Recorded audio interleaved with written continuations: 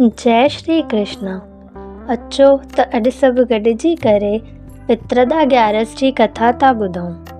हीअ ग्यारस सभिनी पापनि खे दूर करण वारी, रिद्धि सिद्धि ॾियण वारी ऐं धन दौलत वधाइण वारी आहे। हिन जे विर्त रखण करे सभई पाप मिटिजी वञनि था। जगत में जस ऐं आचार वधे थो। पित्रदा ग्यारस जो अधिपति नारायण भॻवानु आहे। हीअ महापुञनि वारी ग्यारस जो पोह महीने जे शुक्ल पक्ष जी 9 ॾहीं तारीख़ थींदी आहे, जंहिंजी कथा हिन रीति आहे। भद्रवती शहर में सुकेतुअ नाले राजा चक्रवर्ती राज कंदो हो, जंहिंजे राणीअ जो नालो शैवैया हो।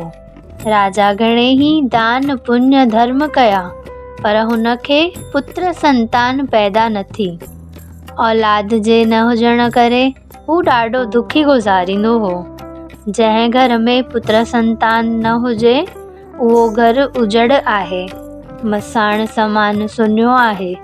छो त चंड चढ़े सूरज चढ़े दीपक ॿरनि हज़ार, जंहिं घर में न बाल को सो घर असुल उजाड़। पुण्यवान जे घर में पुट ई पुट ॼमनि था। पुटनि बिना पित्रनि खे बि पाणी नथो मिले। पुत्र संतान जे चिंता में राजा ॻणितियुनि ॻणींदे नेंडी ॿुढो थी वियो। हिकिड़े ॾींहुं मंझंदि वक़्तु घोड़े ते चढ़ी हिकिड़े महाभयानक जंगल ॾांहुं निकिरे वियो। वाट ते उन बुख अची ॾाढो हुलास कयुसि। सो जल जी ॻोल्हा कंदे हिकिड़े सुंदर तलाव ॾिसण में आयुसि। राजा घोड़े तां लही उन तालाब मां जल पीतो ऐं भरिसां ऋषियुनि जो आश्रम ॾिसी उन्हनि सां प्रणाम करे मिलियो ऐं उन्हनि खे पंहिंजे दिलि जो सारो हाल खोले ॿुधायईं। ॿई हथ ॿधी विनती करणु लॻियो त हे ऋषिवरो, जंहिं घर में नाले मात्र हिकिड़ो पुट बि मौजूदु कोन्हे, उहो घर उजाड़ आहे। मूंखे ज़ुबानीअ जूं आसियूं उमेदियूं ख़तरा थी वियूं, जो आख़िरी इहो अची वियो, मगर मूं अञा ताईं औलाद जो मुरकंदड़ मुंहड़ो न ॾिठो। जंहिं कॾहिं नाले मात्र हिकिड़ो ई पुट हुजे त हुंद कलेजो थधो हुजे हा। हे ऋषिवरो, तव्हां खां सवाइ मुंहिंजो कलेजे जी तपती केरु बुझाईंदो।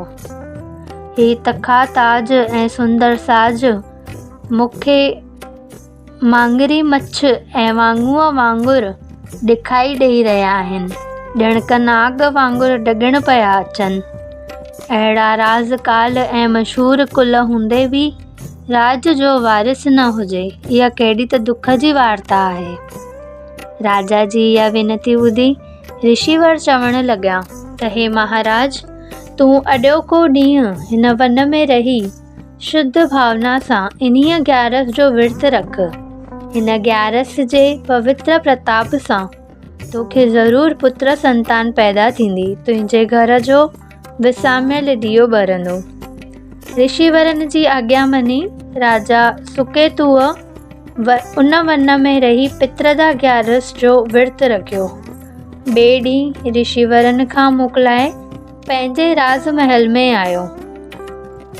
उन ॾींहुं राणीअ खे गर्भ थियो ऐं 10 महीननि खां पोइ राजा खे हिकु महासुंदर पुटु पैदा थियो।